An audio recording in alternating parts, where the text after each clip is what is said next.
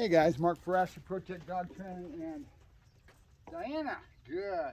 And at this point, you guys are seeing that we're doing the same thing every day. So I go through the same thing. I get bored. I want to move on. But remember my philosophy, always too fast, never too slow. So you have a point where the dog is developing and their whole system is developing, not just the dog, the whole system, their nervous system, their maturity level and how they accept certain things, and all that stuff as a baby is developing. So we're at the point right now that I'm looking at this next little step that I'm trying to push. So I'm doing things like going out front and playing with that agility field out in the other field. And I'm doing the agility. They're nowhere near the ability to even do it. They're insecure, they're afraid, they're gonna grow so much from now to that 16-week period of time. She's about coming up on 12 weeks now. I had to go back and do that. I think one of my videos I said 13 weeks. They were already, no they're not. They're 12 weeks on the 17th. They were born May 17th, so do the math, just count your months and you got it wired, right? Good. And she's gonna be here till she's 16 weeks.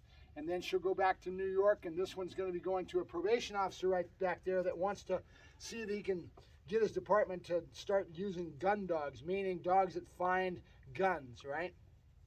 So he might get into explosives and things like that because it's all in the same venue.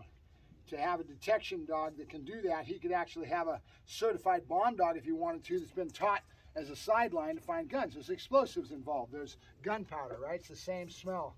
Good. And in court of law, it's work. You never mix the two, though. You don't mix drug dog and a bomb dog. You can't have that because of the litigation involved. The lawyers should tear you up. How do you know that the dog wasn't finding explosive versus drugs, right? You've got to be centered on what the dog's been trained to find, because in a court of law, you have to deal with the defense on the other side, and they'll try to tear you up. So one of the big things is you don't mix the two. Can the dog physically do it? It probably could physically do it, but in a court of law, you're going to have a problem because the other lawyers are going to try to look for loopholes and try to get through. So the dog needs to be dedicated. That's a drug dog. That's what he was looking for. That's what he was meant to find. And that stands up in a court of law with all your training logs and everything else dictating proficiency in the dog's ability to find those drugs, right? Good. So that's why we don't mix the two. It's a matter of litigation and dealing with the law and lawyers and the court of law, right? Not that the dog physically couldn't do it, but when you get into a litigation aspects, you got to play by the rules of the game, right? Yep. Good boy. Yay, good dog. Good. Yep.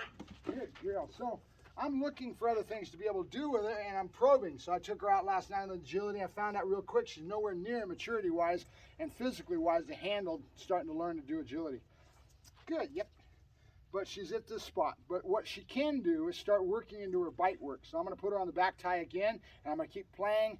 Play with a purpose, right? We're playing in the way that we build a dog when they're first starting or when they're a weak dog.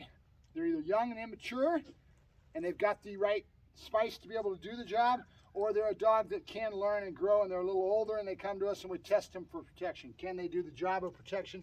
We test it and we find out if they've got the mental aspects to be able to do the job. Not all dogs can do it, right? A basset hound would have a hard time doing bite work. Let's put it that way. So, yep. Good girl, Diana. Good. Yep, good. All right, let's get our clicker out so we reaffirm our patterns on our click sound. Good girl. And then we're going to go over and we're going to break the camera and we're going to go over and do some sack work again. You guys will see how we build a puppy. My clicker starts messing up on me. It's not giving me that nice distinct double click, right? Good. I'm going to load the clicker with some nice pauses. All right, nice little pause. It's about two seconds or so. And she's totally out to lunch. Oh, that's the other thing I got to do. That's what I can do. I need to walk her over by the horses and the goats and get her more familiar with the animals. So he's got some of that. In New York, they use a lot of horses in law enforcement for crowd control and that sort of thing. It's a big thing in New York. And if they had a dog in New York, a lot of times you'll catch a video every now and then.